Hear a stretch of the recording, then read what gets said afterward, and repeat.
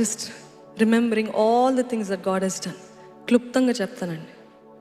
2013లో నాకు రాజ్ ప్రకాష్ పాల్ గారితో వివాహం జరిగింది. 4 సంవత్సరము మేమందరము జాయింట్ ఫ్యామిలీగా ఉన్నాము. చాలామంది అనుకుంటారు వివాహం అయిన వెంటనే మేమందరము సపరేట్ అయిపోయాము, అసలు ఎట్లాగ ఉంటారో ఫ్యామిలీ కుటుంబంగా కలిసి ఎలాగ ఉంటారో తెలియదు అని అనుకుంటారు. కానీ వివాహం అయిన తర్వాత ఒకటే ఇంట్లో 4 కుటుంబాలు, అంటే ముగ్గురము, దాని తర్వాత మా మామయ్య గారు, అత్తయ్య గారు. So we all stayed like that for 4 years. 4 సంవత్సరాలు ఆ రీతిగా ఉన్నాము. దాని తర్వాత 2015లో నాకు మొదటి కుమారుడు పుట్టాడు. 2016 వాజ్ ఇయర్ ఆఫ్ షేకింగ్ అనొచ్చు.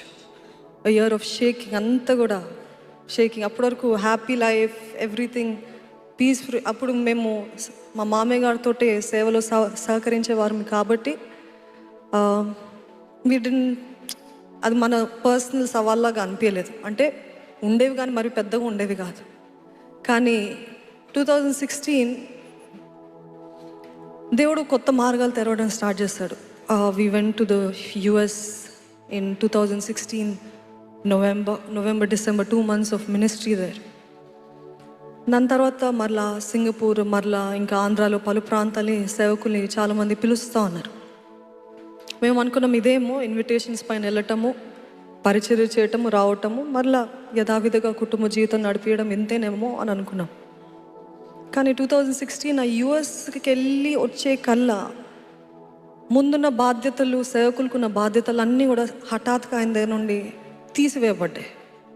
హి didn't understand, we did not understand. ఏంటిది? సడన్గా దేవుడు నమ్మి అప్పచెప్పి ఇంతవరకు ఆ బాధ్యతలు ఆయన నమ్మకంగా చేస్తూ వచ్చారు.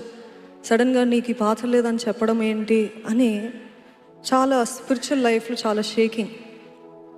అప్పుడు అర్థం కాలేదు. అట్లాగే నెట్టుకుంటూ మా మామయ్య గారితో గెట్ టుగెదర్స్ అన్ని, రివైవల్ మీటింగ్స్ కన్ను అన్ని విషయాల్లో సహకరిస్తూ ముందుకు వెళ్ళేవారు. 2017లో అదే రీతిగా ఇట్లాంటి మీటింగ్స్కి వెళ్తున్నప్పుడు, out reach meetings, outside country meetings అట్లా వెళ్తున్నప్పుడు things were getting a lot tough. Friction మినిస్ట్రీలో ఒకలాంటి, దెర్ వాజ్ నో పీస్. ఏదో ఒక రీతిగా ఏదో ఒక ఇబ్బందులు మనుషుల ద్వారా, వీరి ద్వారా, మాటల ద్వారా చాలా.